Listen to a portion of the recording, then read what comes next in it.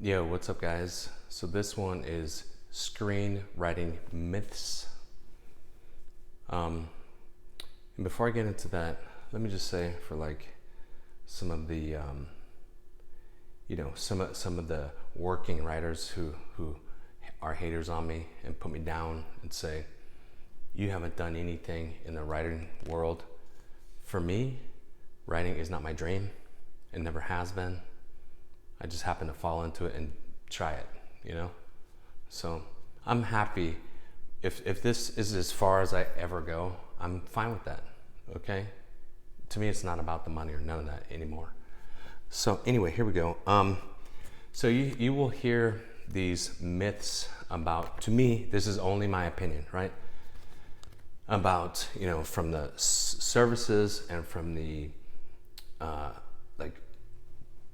writer Twitter gurus that are adamant that if you break any of these rules, you're dead, dude. Okay?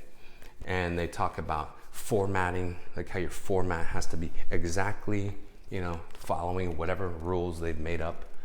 And so let's talk about some of that, and then I'll give you examples of how I've broken the rules and what happened to me, right? So here's like a perfectly formatted page, right? So can you guess what screenplay this is? Can you guess? It's perfectly formatted. Can you guess yet? Can you guess? Can you guess? Can you guess? Can you guess? Can you guess? See, it's gibberish, dude. It's gibberish. Okay. So, what does that tell you? That tells you, that's there's people where their stuff looks like a screenplay from a distance, and then you read it and the story makes no sense. Okay, so formatting is not the holy grail. It's about the content, and I will die on that hill. Okay, and I wrote that fake page in 60 seconds, and it's formatted correctly, and it means nothing to us. So here's some of my first pages, and watch how different they look. Okay, so this is one this is the first one that got me signed to CA, right? It looks kind of okay. I'm going slow, so if you want to pause it and read it and put me down, go ahead. But that got me signed in there. So, but you notice I have a widow. Now I would fix that. Okay, and here's the thing that by the way, on that one, so that script went out like that. Okay, that's after a few notes and so forth, and then it went out, and another agent got on it and tried to help me put it together for me to direct it, and it went out like that to try to find a piece of talent. And we were trying to get Anton Yelchin, actually. That's who they suggested. So, and bless the dead. But if I name any names in here, it's with the utmost respect. I'm going to name names in here, but it's with the utmost respect and appreciation. So, for bothering to read my stuff when I'm not a writer, I just happen to have written some stuff. So this script, that's a script that Jeremy Kleiner dug, and that's where my relationship with him started, off him reading this. And and Erwin, this is the same script that Erwin Stoff dug and called me up and offered me a job off. You will notice that I bolded and underlined the slug lines, and a lot of other, and bolded the character name, and a lot of people dug it. Where else? Like Sam Raimi's company, like wherever, it did pretty good for me, as far as traction and so forth. But the gurus and the services, they'll tell you this, you will never get anywhere with this. So this one is a pilot my first ever pilot that I wrote. Bella Bajaria was on this, the head of Netflix Global. Ask her. You don't believe me? Go ask her who she was. And look at that. Look at all the rules I break. You know, dense as hell. And I mentioned 2 songs in there. You know, you could say breaking all kinds of rules on that. Made a deal on that. Paramount. You know, these services and these gurus would tell me to throw all of this stuff away so far, even though I'm getting traction off it. Here's one that, which one is this one? Okay, that one was a sci-fi. You know, again, I bold and underline my slug lines. And it's, you know, a lot of this stuff starts off pretty dense. Like, that's generally how I write. I start off pretty dense on page 1 and then start thinning out. You know, I don't pull a Scott Rosenberg starting on page 1 where it's like, you know, a breath of fresh air. It's pretty dense. This one is, and this is the one I want to focus on the most, actually. This is the one that Michael DeLuca attached to as producer. Again, I bold and underline my my slug line and my slug lines, and I fudged the margins on this one, and a couple of the other ones too. No one's ever said anything to me about that. I'm sure some lower levels noticed or whatever, or you give it to a guru and they'll look at it and they'll bring the ruler out and like say nothing will ever happen with this. Okay, so DeLuca attaches, right? And we're at Soho House and he's like, I love it, and you know, I want to attach, and you know, I would love to live there, you know. And you know, I'm like, that's a huge compliment. And so then, you know, he sends me notes, but he's like, but I have some thoughts, and so he sends me notes, and I have the notes right here. But first, actually, let me go here first. So so this happened after I do the notes and we start developing it and this kind of stuff. And so he says, what we're talking about, and this is a email from him. And by the way, I want to point out, like, you know, once, you know, this would be way too long for a query letter, right? But this is a producer responding to you about some stuff, and at that point it's okay to talk to a producer like this when you are a studio person or whatever, when you're working, dude, you know, or you're the showrunners you're working with or whatever. So he says, I'm not going to leave out the personal stuff, but he says, for privacy, and he says, Nolan, we're talking about directors, he says, Nolan, we should check for sure. Okay, so Chris Nolan, what? Bigelow, for sure, Catherine Bigelow.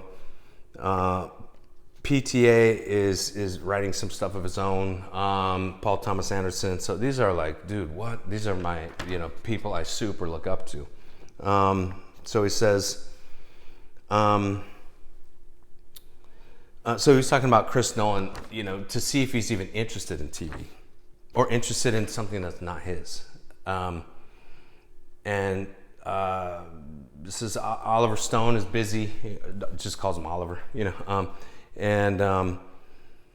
So he says that leaves as the most viable, all from CAA, since Joe was helping us, meaning Joe Cohen. But there's like 4 agents on this thing. That leaves Aronofsky, Jonathan Levine, Ang Lee, Doug Liman, Chris McQuarrie, Jan Damange, am I saying that correctly? Scott Cooper, Dan Gilroy, Tony Gilroy, like what? Duncan Jones, you know, these are huge players, dude. So, and I know at this point, this because the scope of the show is huge. Like the budget per episode is like 10 million, no problem. So I know, you know, the only possible chance I have is if everybody is A-list and the piece of talent is A-list as well. That's the only shot I have. You know, I'm swinging for the fences, dude. And by the way, I didn't know that I could go up for staffing in the beginning, you know, so I didn't. But then once I did, I got up for 3 shows, but that's a whole other story. So I say that for the staff writers who like, how dare you like try to put your own show together when you haven't paid your dues? I didn't know I could pay my dues. That's my point, that way. So here's the notes, and I'm just gonna show them to you so you see like, these are the kind of notes you get from a big producer, okay? Now he runs DC, so macro thoughts, and it goes through that. I'm just gonna do the headers. Defining the show more clearly, then it goes into some ideas about that. Finding more entry points into the story, and a lot of this is questions, okay? It's not like these writer Twitter people like, you have to do this, you have to. It's a lot of this is questions. This is one of the biggest, you know, dudes on the planet. Then into pacing, and gives ideas, and character, and gives ideas and questions and thoughts and all this kind of stuff. And so you should be thanking your lucky stars that someone at that level is willing to do this for you. Like, this is a gift, okay? This is not something you need to be angry about. It's not a criticism. They're already attached to it, you know? Then he goes into general thoughts and then page notes. And then he goes, you know, basically, here's the pages, you know. And so this is what it looks like. You know, I'm not gonna show you everything. It'll take too long anyway. Page 2, page 7 through 10, page 12, page 13, page 22, page 24, page 26, page 27, 31, 34, another one on 34, 35, 36, 39, 40 through 46, 51, 55, 57 through 60, 60, and another one on 60, and one on 62. And then another one on 63, and another one on 65. Do you see what I'm saying there? This script is 67 pages when it goes to him, and the agent's already signed off on it. Okay, I'm not at CA at this point, by the way. And